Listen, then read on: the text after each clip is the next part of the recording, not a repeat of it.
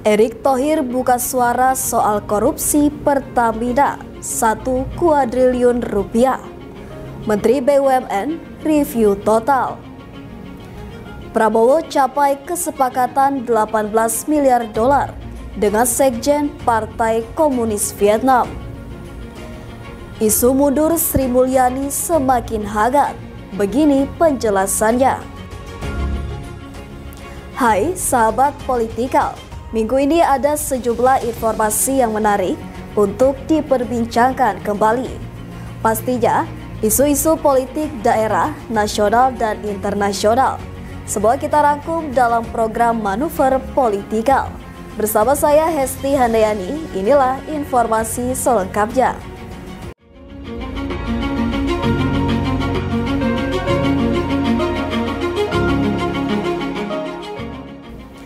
Enam pejabat PT Pertamina Patraniaga, anak perusahaan PT Pertamina, ditetapkan sebagai tersangka oleh Kejaksaan Agung. Kasus korupsi tata kelola minyak mentah dan produk kilang, sedangkan 3 tersangka lainnya dari kalangan mitra Pertamina Patraniaga. Berikut ulasan selengkapnya. Kasus korupsi tata kelola minyak mentah dan produk kilang, subholding dan kontraktor kontrak kerjasama periode 2018 hingga 2023. 6 pejabat PT Pertamina Patraniaga, anak perusahaan PT Pertamina, ditetapkan sebagai tersangka oleh Kejaksaan Agung. Sedangkan 3 tersangka lainnya dari kalangan mitra Pertamina Patraniaga. Akibatnya, negara mengalami kerugian keuangan sebesar 193,7 triliun rupiah pada tahun 2023. Jika diestimasi rata-rata kerugiannya sama setiap tahun, maka total kerugian negara 968,5 triliun rupiah, hampir tembus 1.000 triliun rupiah atau 1 kuadriliun rupiah. Menteri Badan Usaha Milik Negara atau BUMN Erick Thohir buka suara terkait kasus korupsi tata kelola minyak mentah dan produk kilang, subholding, dan kontraktor kontrak kerjasama periode 2018 hingga 2023. Ia menjelaskan saat ini kasus tersebut masih dalam pendalaman oleh Kejaksaan Agung.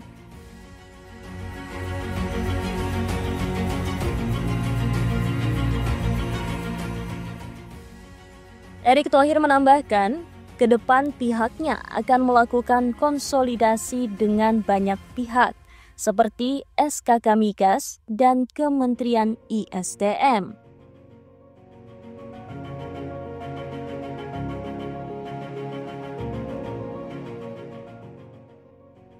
Pergantian Direktur Pertamina Patraniaga yang tersandung kasus tersebut akan dilakukan selaras dengan musim rapat umum pemegang saham atau RUPS tahunan yang biasanya akan digelar pada Maret.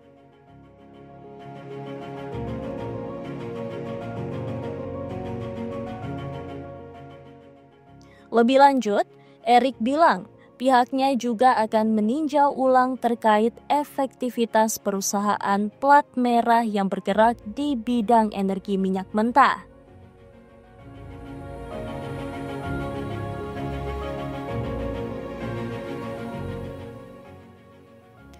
Oplos minyak. Sebelumnya, Direktur Penyidikan Jaksa Agung Muda Bidang Tindak Pidana Khusus Kejagung, Abdul Qohar, menegaskan pihaknya akan memeriksa seluruh pihak yang diduga terlibat dalam kasus itu.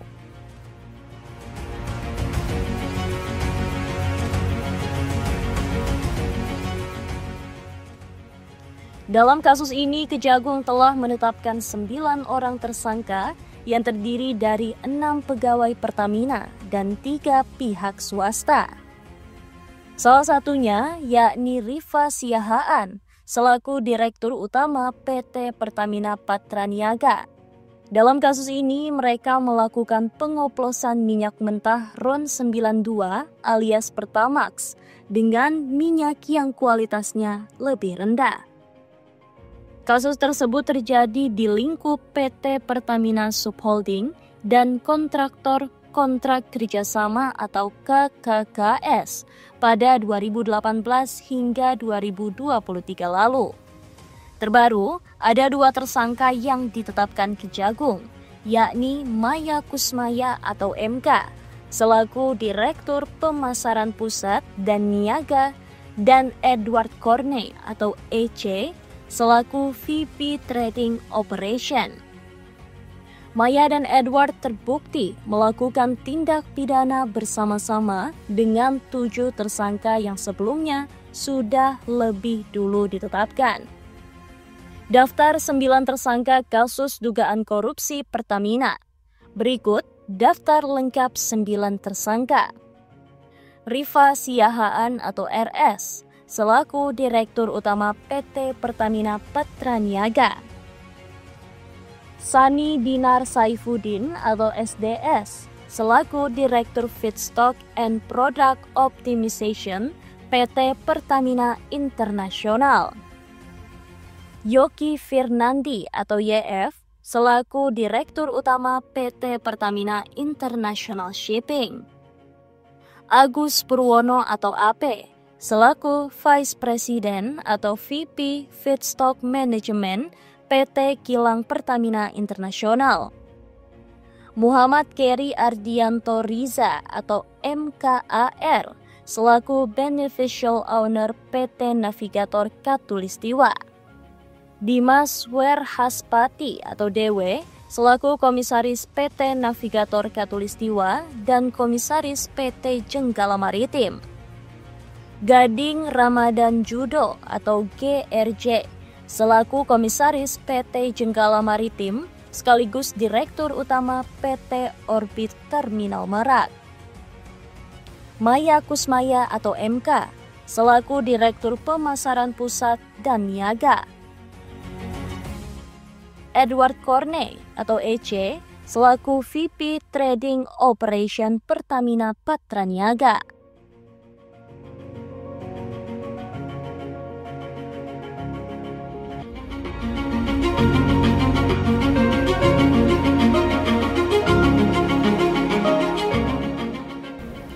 Presiden Prabowo Subianto mengungkapkan salah satu hasil pertemuan dengan Sekretaris Jenderal Partai Komunis Vietnam Tho Lam untuk meningkatkan perdagangan.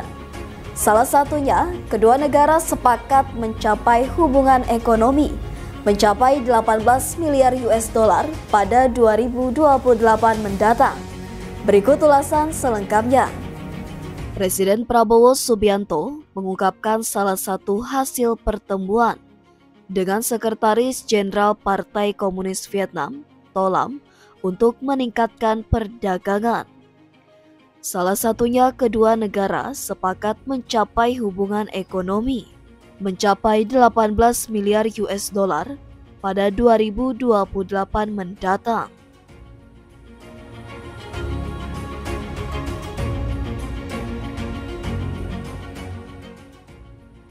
Ia juga menyambut baik investasi Vietnam di Indonesia di bidang otomotif, pertanian, dan lainnya. Menurutnya, ini akan membantu kedua negara untuk meningkatkan ketahanan pangan.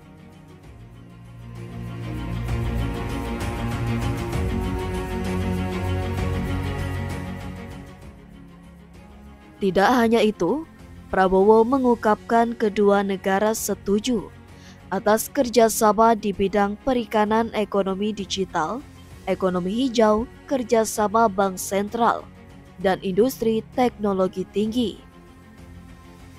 Terkait dengan kerjasama di bidang keamanan, kedua negara sepakat meningkatkan industri pertahanan, juga dalam latihan bersama, tukar-menukar perwira, peningkatan latihan, hingga patroli bersama.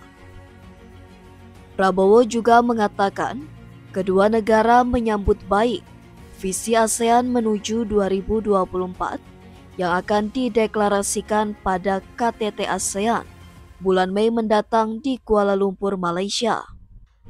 Dalam kesempatan itu, Prabowo mengucapkan terima kasih atas kunjungan yang sudah dilakukan. Rencananya, ia akan melakukan kunjungan balasan ke Vietnam dalam waktu dekat.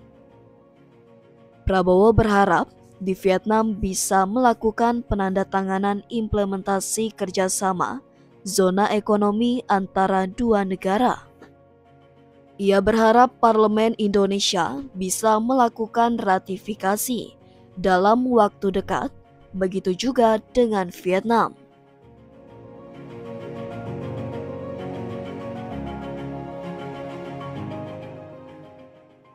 Menurut Prabowo, Indonesia-Vietnam memiliki hubungan panjang yang didasari latar belakang yang sama, yaitu melakukan perlawanan terhadap penjajahan selama ratusan tahun. Sehingga dalam pertemuan itu, kedua negara setuju ingin meningkatkan hubungan kerjasama menjadi Comprehensive Strategic Partnership dan memperkuat kerjasama di hampir semua bidang.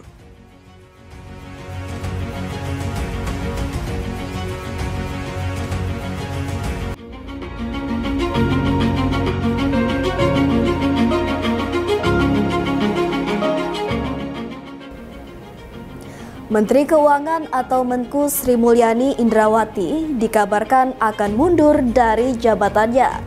Benarkah itu? Berikut ulasan selengkapnya.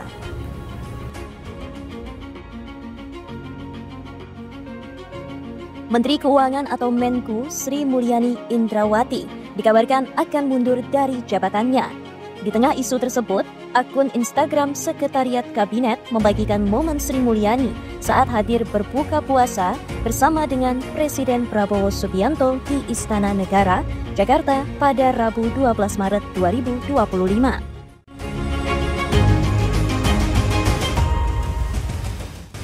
Sementara itu, Sri Mulyani memilih tak bicara soal isu mundurnya dari Kabinet Merah Putih bentukan Presiden Prabowo dan Wakil Presiden Gibran Rakabuming Raka.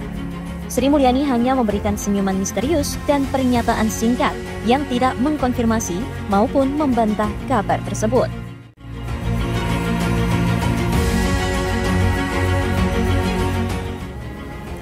Itu tadi 4 berita politik menarik minggu ini. Politik merupakan kunci untuk memahami lingkungan, menurut Aristoteles.